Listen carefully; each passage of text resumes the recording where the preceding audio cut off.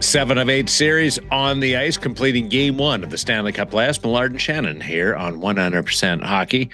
A little bit of everything in the opening weekend. And the difference between regular season hockey and people that say, oh, that was like a playoff atmosphere in that game in January. That was a playoff atmosphere with all the scrums in February. They're not even close. The jump between regular season and Stanley Cup playoff action.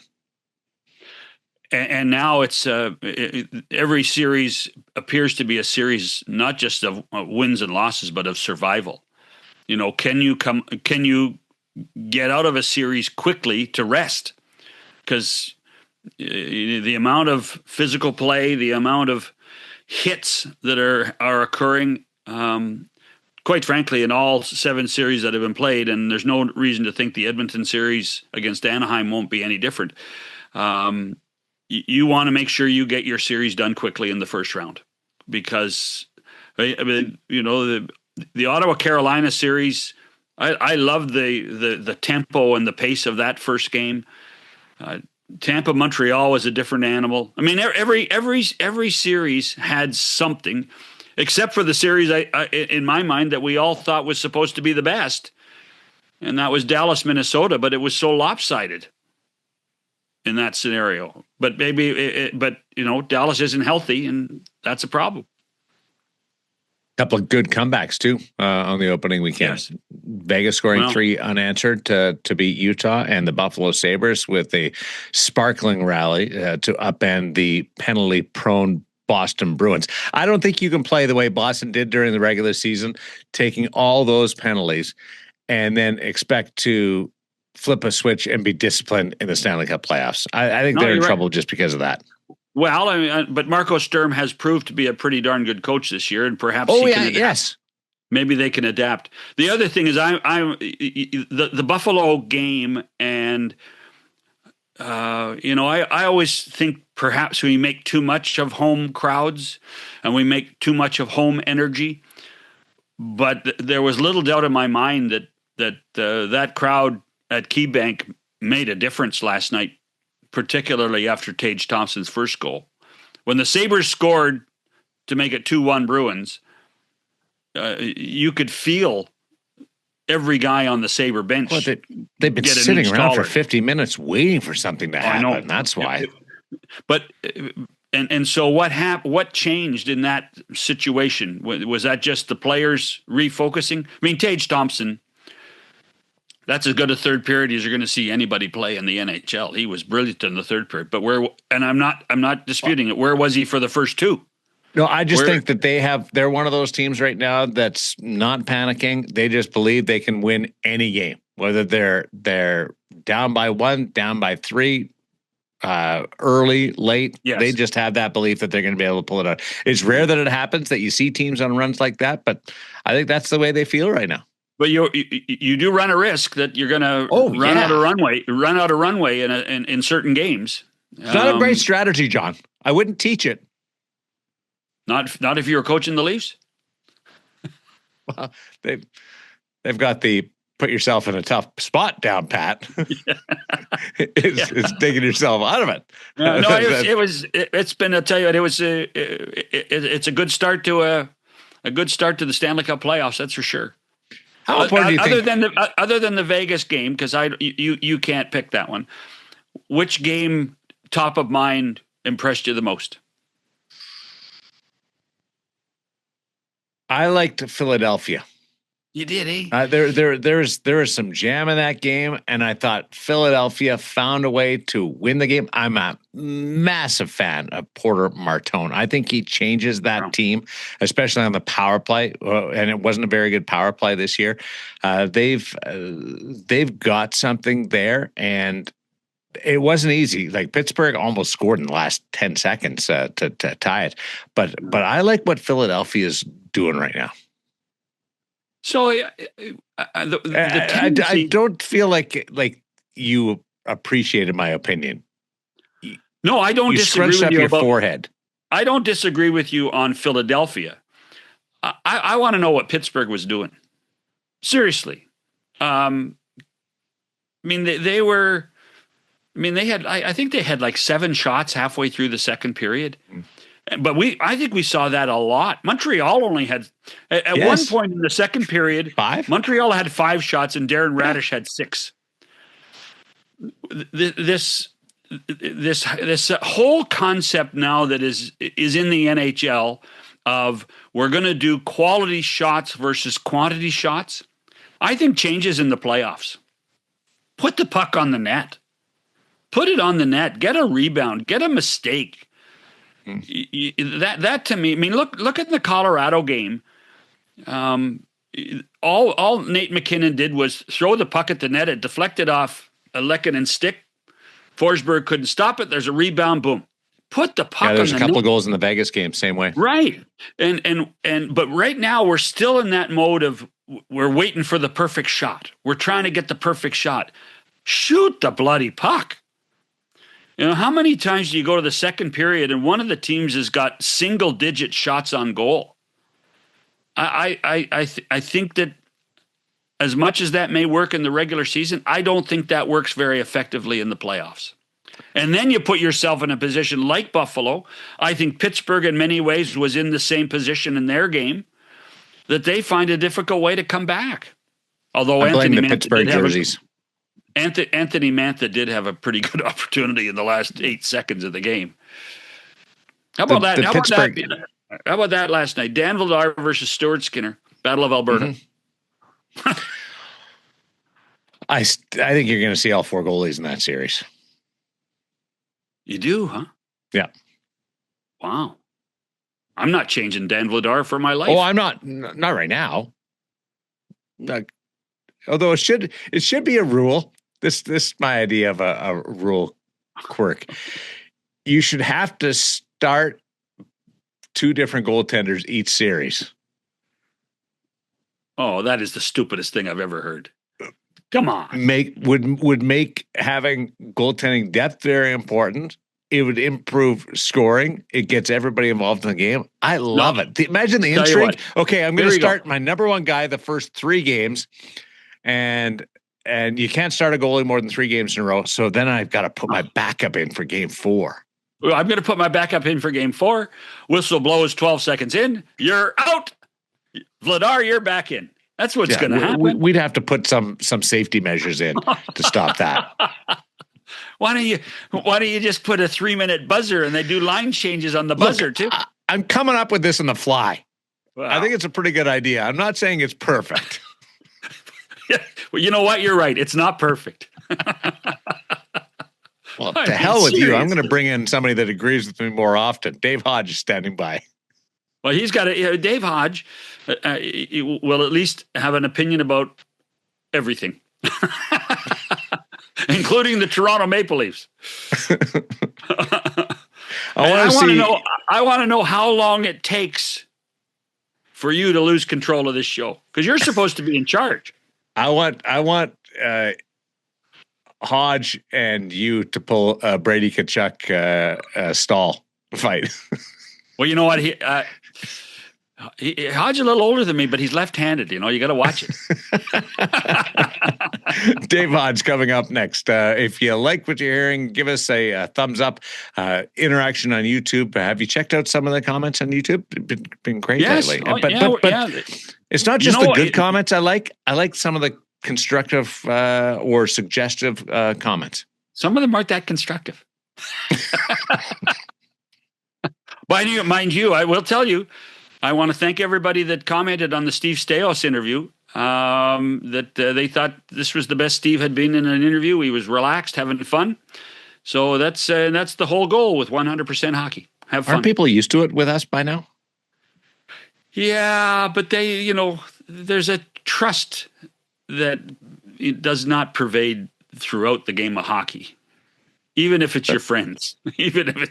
People come on with us and they have fun with us. Yeah. And they get to talk with us. Dave Hodge gonna clear the runway for him. Next on 100% Hockey with Millard and Shannon. NHL TV is now on DAZN. Hockey lives here. Here we go. Watch every game. From every team. The best players in the world. And the coldest players on ice. Watch up to 4 games at once for the ultimate NHL experience. Sign up now at DAZN. Get to our conversation with Dave Hodge, who joined us on 100% Hockey with Millard and Shannon. Playoffs nicely underway. You're surviving in Toronto without postseason hockey? It's been done before.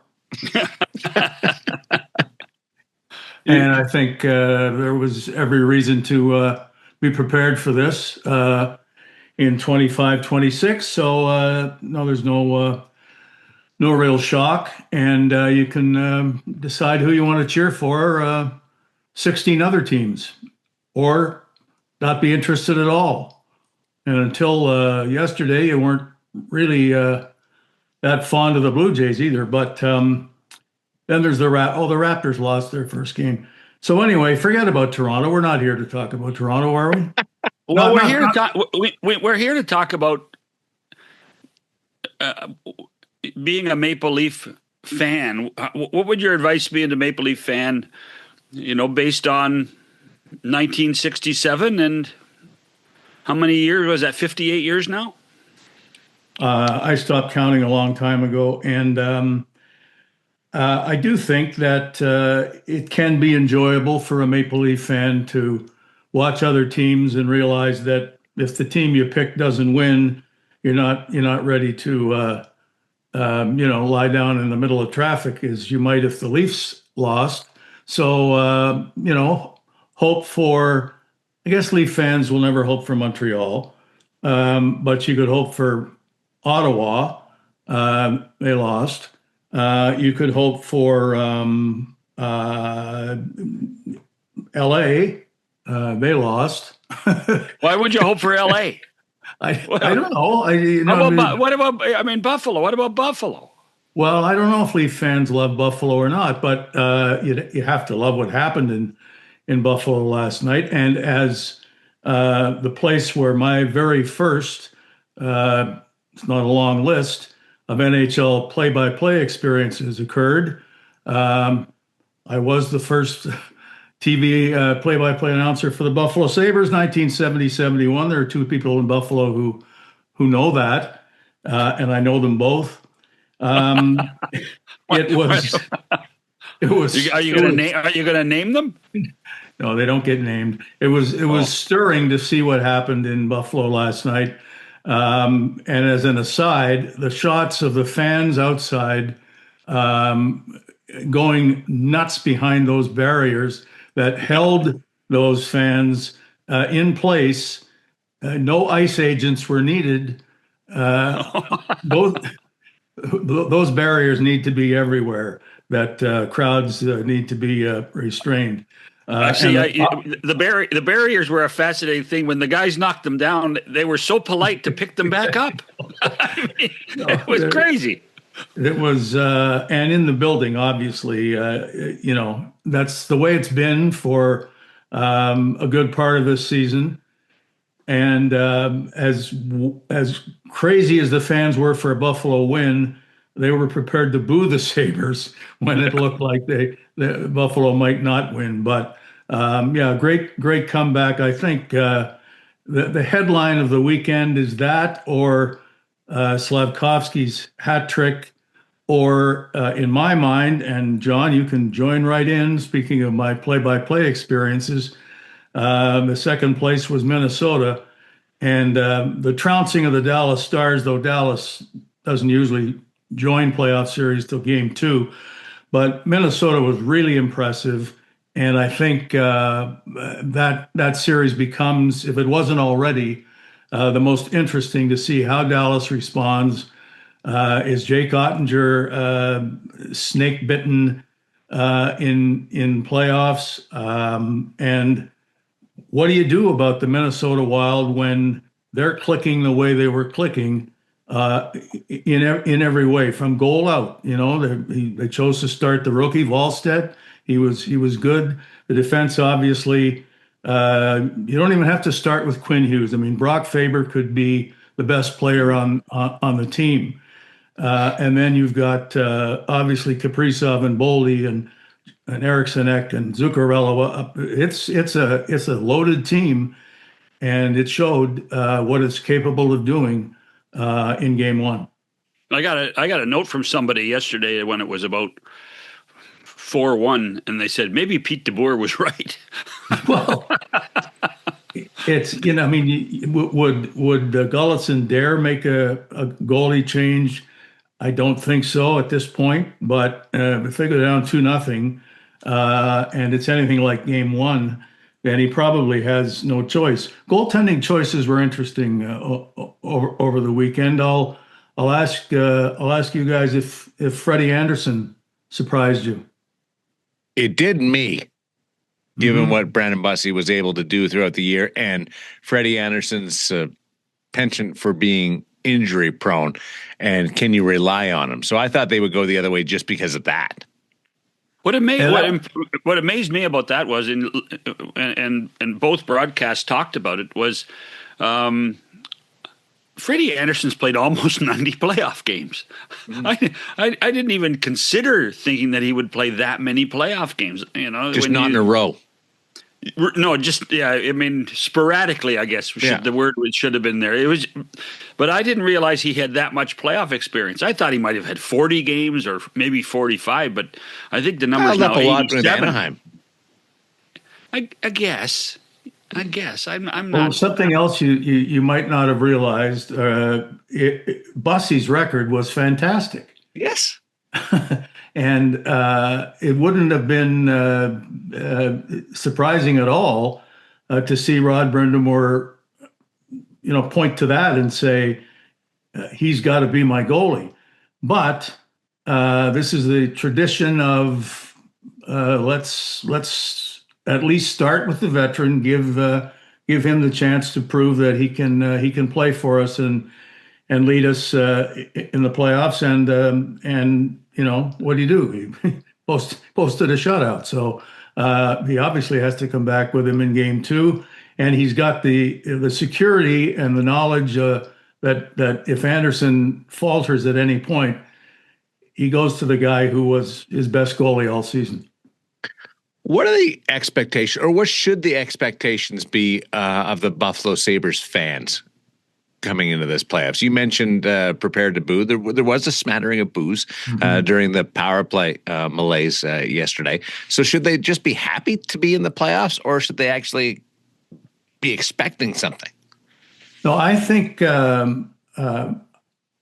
they expect to win, in part because of how good the Sabres have been, but also I don't think there's a lot of fear or respect or whatever of the Bruins, who are bigger but considerably slower than the Sabres, and the Sabres' strength obviously is speed. And I think when the matchups occurred the way they did, Buffalo fans immediately said, rightly or wrongly, this is a good matchup for us, and we should beat Boston. If they had drawn another team from a very tough division, their attitude might have been different. But I think they expect to win, and not that they expected to win that way. You don't often see that. But again, another subject that crossed my mind is in playoffs, if you've got a big, strong, goal-scoring forward that goes to the front of the net and is able with his stick and his hands to put pucks in the net, Slavkovsky, Tage Thompson, Eriksson Ek for Minnesota, these guys are really hard to stop. And cue the Leon Draisaitl story in Edmonton. Obviously, there's as good a big, strong goal-scoring forward as there is, and the Oilers expect to have him. On the power play, obviously, he is most valuable. But again, it's in playoff time. Give me a guy like the ones I've mentioned, and you're ahead of the game. How tough does a team have to be in the playoffs? I looked at Tampa tried to intimidate a little bit. I think Boston tried to intimidate a little bit. Boston but just does it takes work? so many penalties. Well, but they're trying to play to the edge and not over. Well, you must expect Brady Tkachuk's name to be mentioned here. That tough? Well, I'm still not convinced. I'm not convinced the opening of that game against Carolina was the right way to do it. But that's me. Well, hey, why do you do it on the road? That's what was my question. All you're doing is firing up the building, which you're trying to take the building out of to a certain extent. I admire him for trying to explain his reason or reasons. I didn't accept any of them as reasonable. There was that one. Yeah, trying to get the crowd into the game. It's Carolina. They don't need your help, Brady. They're into the game. Another of his explanations was, I wanted to send a message that it'll be a long series. A better message would be that it's going to be a short series, and I'm going to score the first goal to prove that we might actually win in 4 or 5 games. Saying that, I want everybody to know it's going to be a long series means, we're going to lose along the way as well, and that's no attitude. I like the trade-off. I mean, if I'm Rod Brindamore, I don't have anybody on my roster, respectfully, that can do what Brady Tkachuk can do. So if I can keep him off the ice for 5 more minutes, I'd keep him off the ice for 5 more minutes. And now, does he have to do it again? Game 3. Only in game 3. Oh, because he got to fire up the Ottawa crowd. Got to fire up the crowd. And his teammates. That was another, hey guys, let's get going. Is there not a more conventional way of doing that, like before you get to the ice? Yeah. There's a lot of different ways. I always thought so.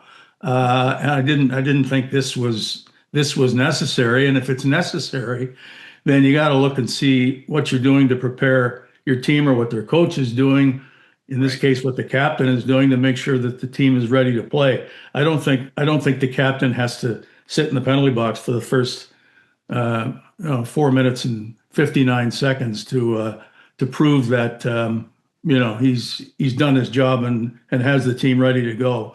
And as I say, how successful was it? They didn't score a goal at all in 60 minutes of play. So it looks silly when it doesn't work, and I don't know how you decide whether it does work. And then there's the question of, obviously, the NHL does not allow that fight to take place before the puck drops. Should the NHL allow that fight to take place the minute, the second the puck drops? It's one is as embarrassing as the other, if you think that's embarrassing. No, what was your? I don't know. Go ahead, John. No, go. You go. Just going to say, what was your take on? Was it a statement win by Montreal? How do you describe what happened with the Canadiens? I think the way it happened, that the big boys, the first line, and Slavkovsky again, big, strong, goal scorer, front of the net. Cole Caulfield can do what he did all season long, and a lot of it was done in 3-on-3 and in shootouts. But come playoff time, I don't expect Cole Caulfield to be Montreal's top performer and top scorer. It should come from a guy like Slavkovsky. Mm-hmm. Now, saying that size matters, I also should point out that Lane Hudson is so damn valuable to the Canadiens. He's going to play, get more ice time maybe than anybody, as long as he can hold up. And that's another part of the statement for Montreal.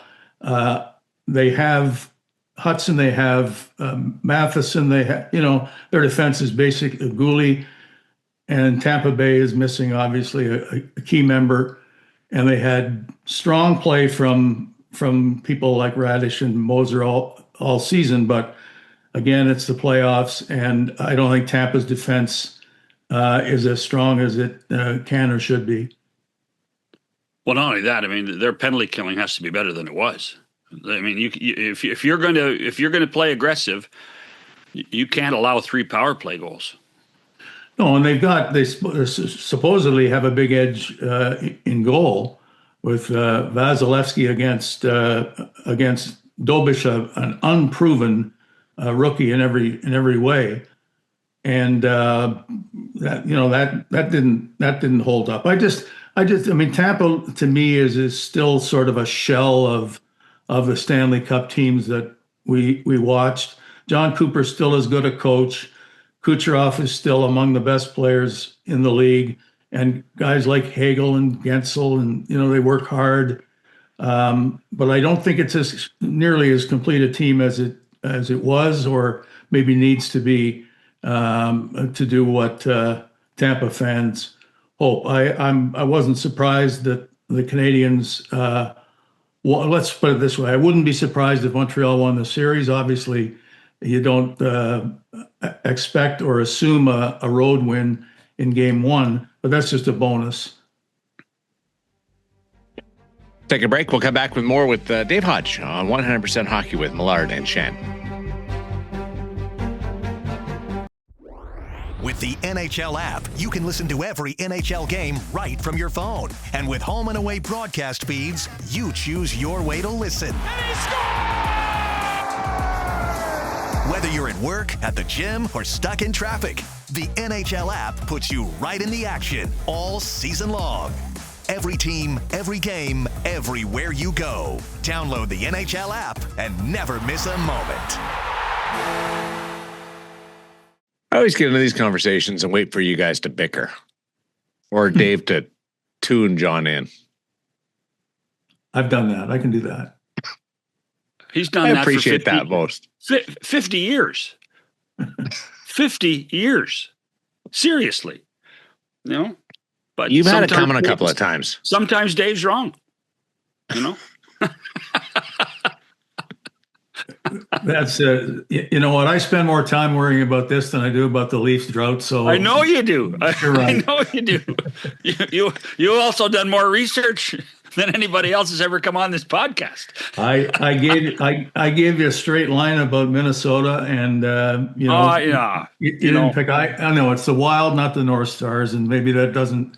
No, you should be. You should be. You're in the history books for the Dallas Stars, not for the Minnesota Wild. Just for the record. Well, the first name of the team is Minnesota, and I happen to have a very good friend who's a big fan of the Wild, and we talk throughout the game. So I count myself a Wild fan as far as that's concerned. But it's funny. I thought of the 7 games that have, or 7 series that have already started, I kind of shook my head thinking, here we are. We have talked about the Dallas-Minnesota series for 3 or 4 weeks now and how good it was supposed to be. And it was the only really one that was one-sided. And that's the shock to me. Well, but that made it interesting for me to watch how good Minnesota was and can be when all systems are clicking.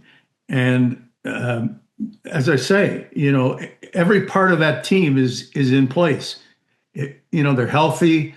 Kaprizov is he's among the top 10 players in the league, certainly, maybe higher on the list than that. And as I say, Quinn Hughes has added a great deal to the team, but don't look past Faber to pick the best defenseman on the Minnesota Wild.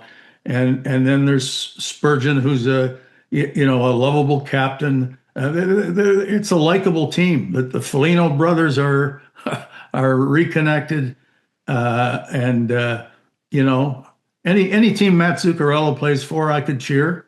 Yeah. Because I remember, you remember too, John, when he first took the ice at the Olympics. And honestly, I thought it was, a flag bearer for Norway. Switzerland, whatever. Norway. I think he's Norwegian. So yeah, okay. I should know that if I'm a big fan of Matt's, but no, I like their team, and that was a somewhat gutsy decision too, to start a goalie who has had a great year but is a rookie.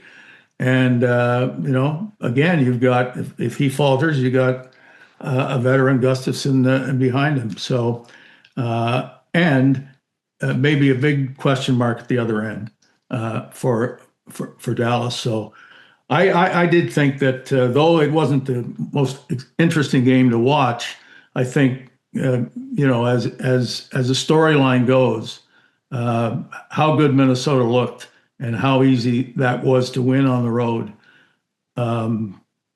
That topped the list for me, just edging out the Buffalo comeback and the Slavkovsky hat trick.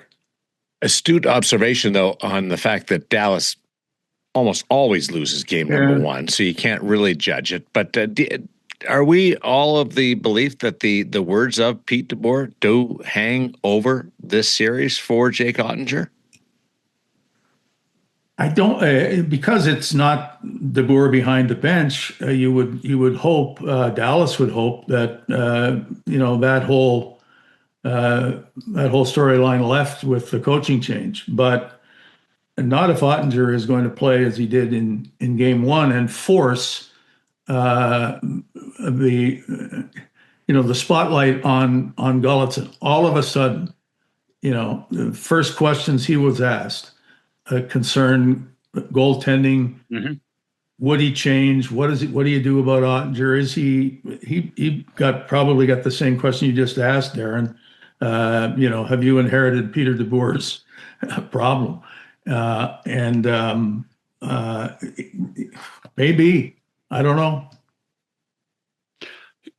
Well, I don't think Jake Ottinger was alone in the way that team played game one. They were not very good. There wasn't one skater that you said, "Wow, that's a really good game." Dallas just appeared.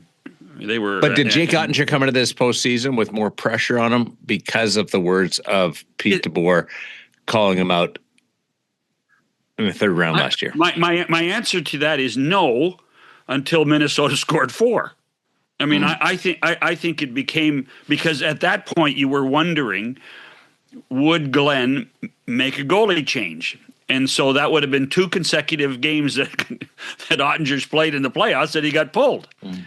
And so that's where I think that where it came to bite you. If they had lost the game 3-1, we wouldn't be having this discussion. So I don't think that there was pressure like that. The pressure when Minnesota just was overwhelming, because I think that's what they were. They were overwhelming all game long. That's what was impressive about them. It would be hard to start a game with a goalie fight, but if Ottinger wanted to put all of this other stuff behind him and show how eager he was to, meet me at center ice. I'm kidding, of course, but he's he's a good goalie. We've seen it before, but in Dallas they need to see it, and they need to see it fast before this thing becomes something that Gulutzan has to deal with. I mean, let's face it, they missed Rupe Hintz. Miro Heiskanen is not anywhere near 100%. So, anybody you talk to inside the Dallas organization say, gosh, we're going to the playoffs. We've had a good season, but we're not healthy. And so they might be the least healthy team going into the postseason that we've seen, and it's how they hold on. And so they're going to have to find different ways and different players to get back in the series. Robertson and Johnston have to be better. Well, their young kids have to be better. Which points to the power play. Right. That's where they are best.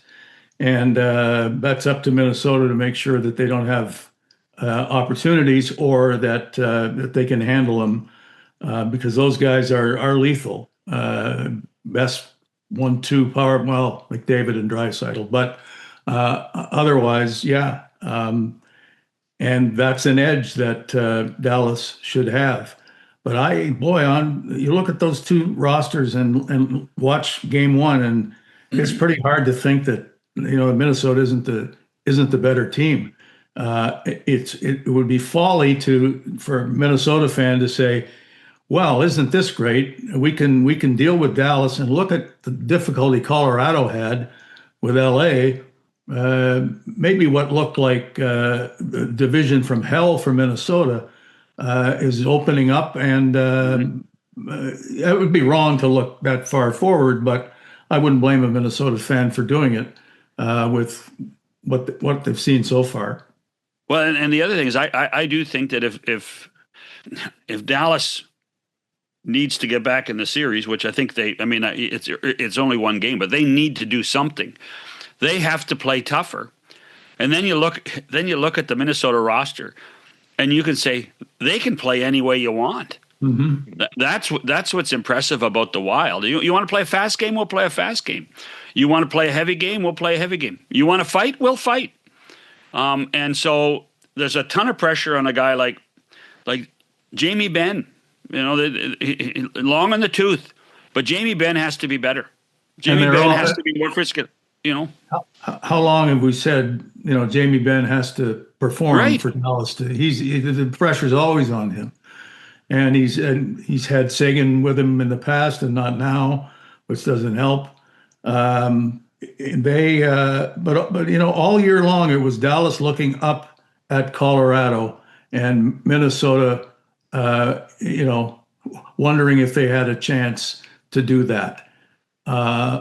Now, Minnesota at least go ahead and think you can have a long playoff run here, but you still got to prove it.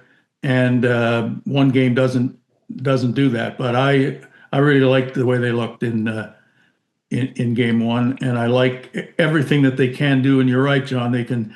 They're fast. They're tough. And they. And when they get back home, that'll be a crowd that they won't need somebody to fight at the start of the game to get them going. I wonder in St. Paul. I wonder if the fans will ever sit down. They're one of those. They're one of those fan bases that stand and watch the game. I mean, they may stand the whole game for good reason. I wish I was there to be one of the ones that couldn't stand.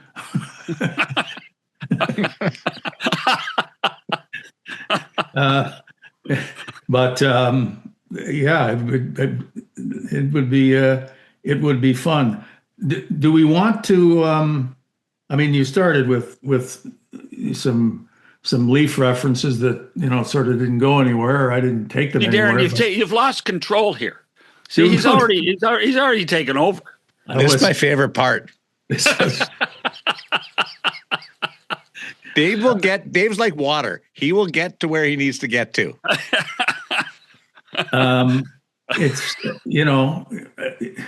It's a game plan, and go down the YouTube rabbit hole, and you'll find Hodge all over YouTube. Running interviews. How deep is the rabbit hole for candidates for whatever positions the Leafs are trying to fill, and have they done themselves a disservice? Should it matter that the way things have unfolded since the season ended and the way things have been said and written about? Have the Leafs dug themselves into a public relations corner? Yes. Okay. Totally. That way, but how this, how it started with Kelly's press conference. That set up the whole thing. Well, but even the way Brad's resignation was announced, or whatever you want to call it, his firing, his dismissal, his an hour and a half before a game, while the game was on the road in Anaheim. I tell you what, there are so many stories out there. There's so much leakage. You talk about water finding its level. I mean, that's the problem right now. I mean, can anybody at MLSE hold a secret? Is it possible? That's a question. Well, there are so many who are capable of not. Who do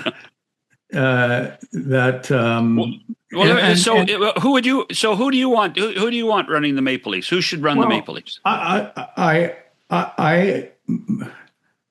Nobody asked me, but I think Keith Pelly's first mistake, if you want to call it that, was not replacing Brendan Shanahan. And there should have been and could have been, because everybody knew what was happening at the end of the season.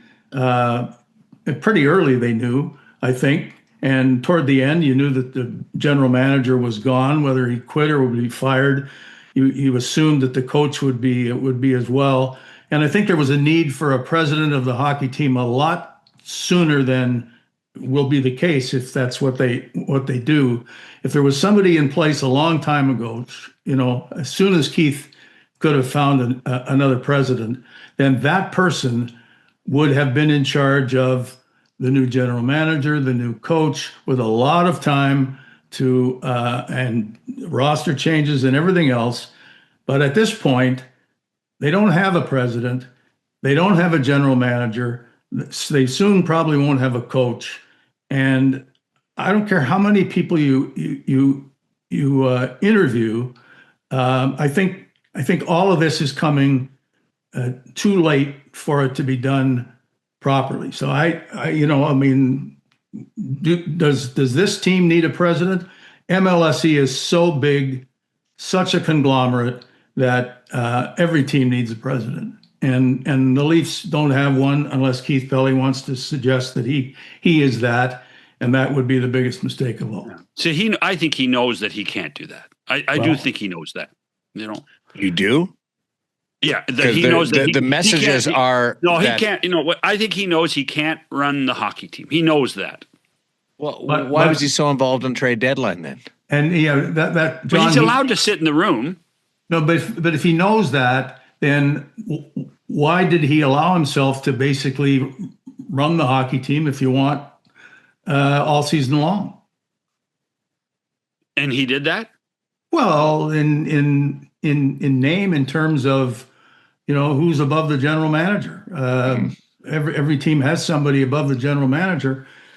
The Leafs have Keith Pelly. I think your point about an organizational chart is valid. It is. There should have been a president of hockey, someone in charge of hockey that reports to Keith. But in the end, it still reports to Keith. So the question becomes, and I actually was even though he was hard to talk to and get to, I actually liked Brendan. I thought Brendan did some things that were pretty good over the years. I just don't know what they're trying to accomplish in the short term here. Are they hiring a manager? Are they hiring a president? There was so much thrown out there at the Pelly press conference about structure and all the assistant general managers.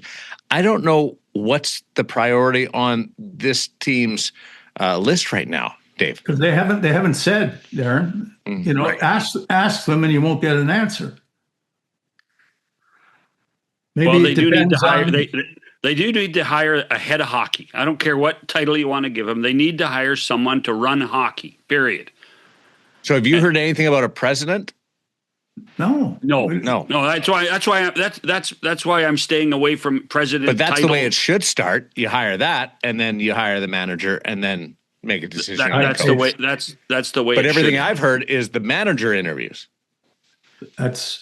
It goes back to what I said, that there should have been a president there a long time ago, and as soon as Keith could find the right person, and that should have been his first priority. But I think so, and I know it's going to come across I'm making excuses, but I think it's semantics. That's why I say the word head of hockey. I mean, if they only hire one person and they call him the general manager, are we still going to be in search of a president? Well, and the answer, I think Dave and I both agree they need a president. Well, no, but if the job description of the general manager is you're in charge of hockey, why do you need a president? I think they should hire a president and a general manager. But I think that there's been an edict somehow, some way we're only going to hire one person. That's why they got rid of Brendan. How many teams have only one person above the ice running the hockey team? Well, the team that won the Stanley Cup the last 2 years doesn't have a president of hockey operations. Mm-hmm. The Tampa Bay Lightning don't have a president of hockey operations. It's more than you would think. The Carolina Hurricanes don't. Hold on, the Carolina Hurricanes don't have a president of hockey operations. But their owner is president of hockey operations. Again, semantics. It's semantics. Tommy is a little involved. Yes. Yeah. All I'm saying is, if you get the right person, who is that? That's how this conversation started. Who do you want? I look at that alleged list of people that have been interviewed. I'm going, none of those guys. It's not impressive, is it? I think there's one guy that has been both for a team. Mike Gillis. It's the only guy on the list. I mean, it's almost like that Sesame Street. One of these things is not like the others. Mike Gillis is the only guy on the list. You would say, yeah, that's the guy that has the most credibility for the situation, and as a single entity could manage president and general manager. At least that's what it says to me. Yeah, I think that would be a mistake and would be criticized. And if Mike Gillis is the only candidate, I'm not sure he's the right one, because I'd like him to be better than some others on a list that apparently doesn't exist.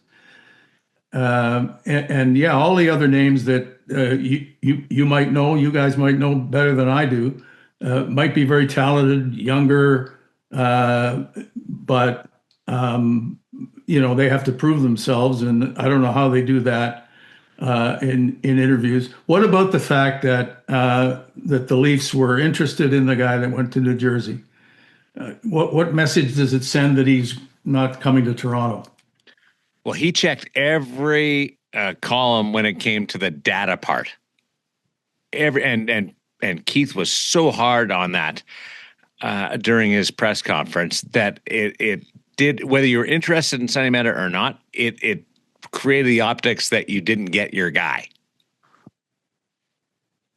And why? Well, first of all, he was a former Devils employee, so he was kind of going home, and the ownership there, which is as big a conglomerate as MLSE, by the way, they were very familiar with Sonny Meta, so they made an easy hire for themselves. The one thing I would say is I wonder. I think if you hire Sonny Meta, then you definitely need a president of hockey operations. Yeah. But he could come here and eventually become a former Maple Leafs employee. Yeah. Hey, Hodge, would you want that job, general manager of the Toronto Maple Leafs? I would prefer the job of coach if I had the right situation, because as everybody has said, the coach that wins the Stanley Cup for the Leafs, if that ever happens, is going to have statues built in every neighborhood that has room. And the general manager will get credit, and if there's a president, will get credit, and the players are. But the coach is going to be a hero for life. It's a wonderful opportunity. I would want that, but GM means I'm removed from the dressing room and the ice, and I think that can tie you in knots. And you can ask Brad Treliving and Brendan Shanahan and hear all sorts of stories about that. I'm sure Craig Berube would have his own stories and will have, but he was at least in a position to take the Leafs where they have not been. And this year, looking at a team that flopped horribly in Game 7 against Florida, but did take Florida to a Game 7, and supposedly was better this year for the changes that Brad Treliving was going to make. Those changes didn't work. The Leafs weren't better, and Craig Berube could do nothing about it. Would you let Berube coach again? No, I think, the one obvious thing that Keith Pelley has said that you can't argue with is the next general manager is going to have to decide Craig Berube's future. Now, Keith could do it, and would be criticized for meddling too much into the. But obviously, if they're going to need a new coach, the sooner that they can do those interviews, the better. So the fact that he's hanging around, waiting to be told that he's gone by the new whatever, isn't helping the Leafs either. It's one step after another that seems out of place. This is a little removed from the Stanley Cup playoffs, but what was your impression on what Rick Bowness did after that last game? And was it a stroke of brilliance turning it into a contract extension? Well, we've seen him do it before, and not to dwell on Brady Tkachuk, but if you are going to rant and rave and promise that you're going to fix what's wrong in Columbus next year, why the hell didn't you do it this year? That's my take on that. It sounds great. It stirs the fans to, and obviously the management to, hey, let's give him the chance to do what he promises to do. But and he didn't have a full season to do it this year. That's fine. But they were in a position to make the playoffs, and they didn't. And apparently, this is why, according to him, that he couldn't wrestle enough effort or commitment out of these players. But that's his job, and I don't know that he has any better chance to do it next year just by saying that he does. No, I'll accept it. Maybe with a summer of input, they change a few players, right? Oh yeah. It wasn't. I mean, the last coach wouldn't play a player. He got traded to Pittsburgh and has become one of the Penguins' top 5 players. That happens. I can see Rick saying everything he said in private to his bosses, to his players. It seems, and Daren, as you said, you can look at it and say this was his way of coming back, and otherwise he probably wasn't. And so good for him for his part. But how many hockey people do you need to hear say we got to keep this stuff in the room and let's leave the dirty laundry where it can be cleaned. And the fact that it happened in Winnipeg, and that he apologized for that. Mm-hmm. Hey, we all like Rick Bowness. There's no doubt that he's among the best guys that I've met in the NHL, and I'll always have time for him. But it doesn't mean that we have to accept everything that he does. And I think this was once too many, once too often. We've seen it before, and it was, for his own part, it was wrong the first time. I don't know how it could be right this time. What do you think of Torts? 8-0-1. Hard to argue with that. Has he been, and have the Golden Knights been tested the way that they will be if they keep going? I don't know. You know, Connor McDavid might have the quote of the year, right? The pillow fight division. Vegas finished first. Drew the Utah Mammoth, and were tested and struggled to win game one. So I think that the road gets a lot tougher for Torts, and when the road gets tough for Torts, he has a way of playing to his reputation. So we'll see, but things have gone smoothly, swimmingly so far. But how much stock do you put in the record, Daren? Well, given where they were in the flat spot, the enthusiasm has returned, and but Torts, that's winning. That's winning.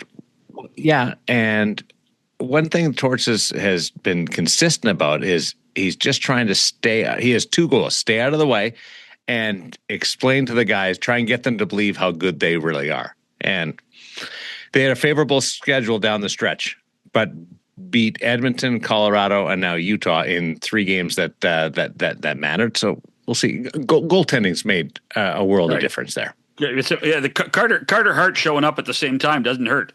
Yeah, no, and it's one happened right on top of the other. Right. And there was no goaltending choice to make. It's been Hart down the stretch. There are other goalies that have played more than he has for circumstances, but he's the guy, no doubt, right? Absolutely. 6-0 in the regular season since he came back in this last injury after missing 33, and then wins the opener in the Stanley Cup playoffs. So I love catching up with you, man. Well, it's wonderful to have stuff to talk about, and we've got a weekend of 7 games. I think we've touched on all of them. And John and I. Philly. What do you think of Philly? That might be the one series that I don't watch. Really? It doesn't do anything for me. I mean, they're the 7th and 8th best teams in the conference, and one of them is going to advance. I don't. I don't know. I don't know why it doesn't grab me. I mean, I don't think you can. I don't think you can have both eyes on, every game throughout the first round and even through the first weekend. And I kind of ignored that. And the way the games are scheduled, you're watching one and another one has started, and that's the one I really want to watch. Yeah. And you don't get a chance to watch all of that.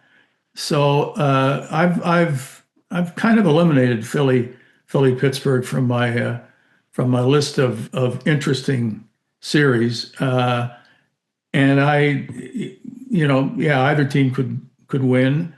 And are they going farther? I don't know. I mean, I think Carolina's in a pretty good spot, and you look at Carolina and say, how good are they when they can have the kind of record they have all season, win the Eastern Conference? How many big stars do they have? Not many, if you're comparing them to the stars that we've talked about on other teams. But they are a team, and they play a certain way. And if I had a Coach of the Year ballot every year, Rod Brindamore has been coaching in Carolina, he'd have been on it. Maybe not number 1, but in any season, he's one of my top 3, including this season. Dave Hodge with us. Thanks for stopping by, my friend. We'll be back with more on 100% Hockey with Millard and Shannon.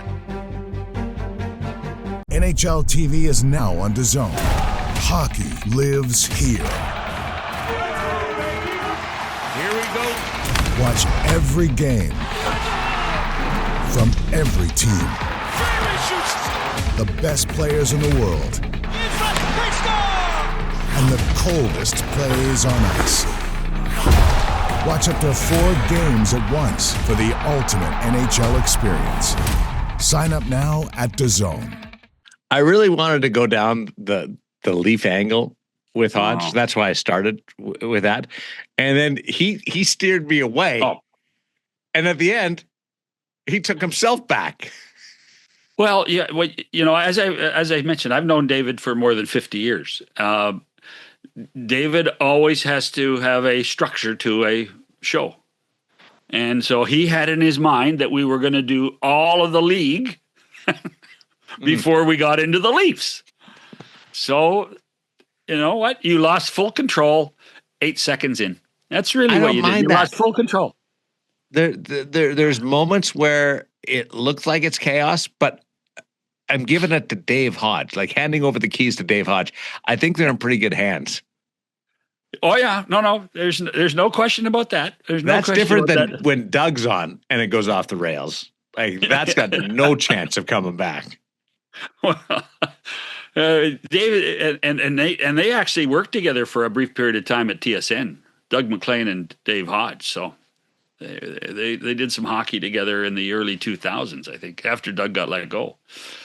Dave and I were part of a rotating host group in the 2010 Olympic Winter Games in Vancouver doing hockey. It was so much fun to cross paths with them.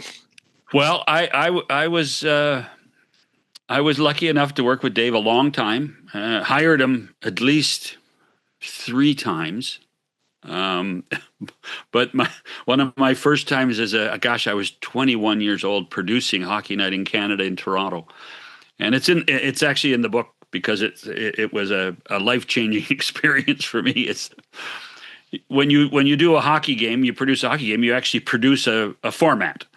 You know what the opening of the show looks like, how many items you have for in-game stuff, first intermission, second period, second intermission, third period. And I made a terrible mistake in the second intermission, third segment, of having a blank. I didn't have anything planned by 5 o'clock day of game, and that's when you meet with your announcers. And so you go through the show, and Hodge is asking questions, this and that, and then we go through the show opening. Why'd you do that? Well, here's why I did that. Oh, okay. And you go through the whole show, and then we got to the third segment of the second intermission, and there's a blank, and I said, and here's something, and he saw the blank, and it was like a shark with blood. Did you know that most Americans don't? What? And it was like a shark with blood, and he said, how come you're not prepared for the show? You got to be prepared for the show. Here's what we're doing in that segment then. That gave him full editorial permission to put anything he wanted in there. I never had a blank on my script the rest of my time as a producer, because he taught me if I'm not prepared, how does he expect other people to be prepared in the same scenario? So from that point on, if we had 6 segments in the intermissions, all 6 segments were filled, and we went from that. So he taught me when you started, very early. when you produced your first games for Hockey Night in Canada, what were the intermissions? How long? What was the format of the intermissions? Because you didn't have a panel, you didn't have a studio show. I don't like panels, so. I'd get it. I would actually do it. I would actually try to do a. I didn't say I wouldn't have an. And you just went left. Yeah. Well, no, but I'll get back to your answer. Okay, Hodge. I don't mind having an expert, but you don't need 5 experts. Fuck, you don't need 5 experts. Seriously. Anyway, so. What you did was, and the other thing was, we had player interviews. They would come into the studio. Mm-hmm. So usually, that's what I'm saying. What was the intermission format like? What did you guys do? Okay, so off the top of my head, first segment was a home player in the first intermission, a visiting player in the second intermission. One of each. How long? And 3 to 4.5 minutes, depending on So the player. more than the 2-question walk-offs. More than the 2-question walk-off that we created in the late 90s, yeah. There's another story for that one day, too. And then the second segment was usually a feature. So there were 2 features a night. And then the third segment was either out-of-town scores, or if there was a special guest in the building, or if there was something quirky you wanted to do for the show. That was the show.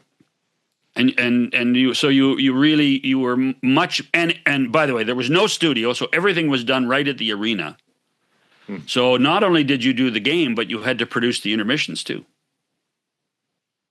So there wasn't a second producer coming in and taking over. You did everything. Oh, well, you had to really work. They might have called it that, but I actually called quirky. it What would be quirky in John Shannon's playbook? Trivia. Oh, give 5 trivia questions, blockbuster trivia. Here's the question, and he'll give you the answer, and go from there. I love trivia on hockey. I think trivia is underused on television. On the radio show that I do here in Vegas, we try and throw trivia out every now and then. You never ask me trivia when I'm on the radio with you. No, because we got other stuff to get to. Oh. But okay, if you want to be part of it, we can absolutely do it. And here's the thing that I've learned is, because I try and find questions without going deep into them and give them to our operator, and he asks questions of us on the air. And it's not wrong if you don't know the answer. We're all learning as we go along. Too many people try to be cool or get offended if they don't know the answer. Yeah, or you say it's a stupid question. It's a stupid question, Anyway. All right. The hardest part is you're trying to think live on the air, and thinking live and pauses while you're on radio is not a great recipe for entertainment. That's the one part about being on the air, whether it be radio or TV, is your thought process is not near as good as you are when you're sitting on your sofa watching the game. Right. Totally different. No, but and very few people understand that. Totally different. Finally, you and I agree. We're back, buddy. We're not back. You and I, besties. Yeah.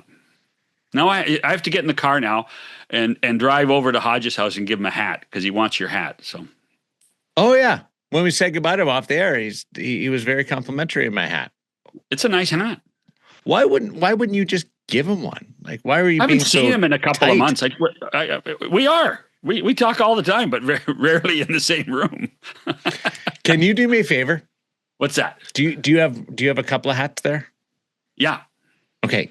Can you take a selfie of you and Hodge with the hats on? I'm not wearing a hat. No. You don't have to share it with anybody but you. Me. No, I don't trust you. I do not trust you. It will be on. You don't have to share it with anybody but me. I want to see you and Hodge wearing the 100% hats. Tell you what, I'm not wearing a hat. I'm giving Hodge a hat. So you know wear I don't. yours backwards. I'm not wearing a hat. Scotty Bowman on Wednesday. Producer Hugh McClarity is going to find a way to find a picture of you in a hat. No, you know what he's going to do? He's AI. Oh, yeah. You know, Scotty Bowman Wednesday. Oh, that's pretty good. Get him a hat, too. I will, and I go to Buffalo, and when they moved up from Sarasota, I'm going to drop by the house and give Scotty a hat. Enjoy the Stanley Cup playoffs. Talk to you in a couple of days on 100% Hockey with Millard and Shannon. These hats are awesome.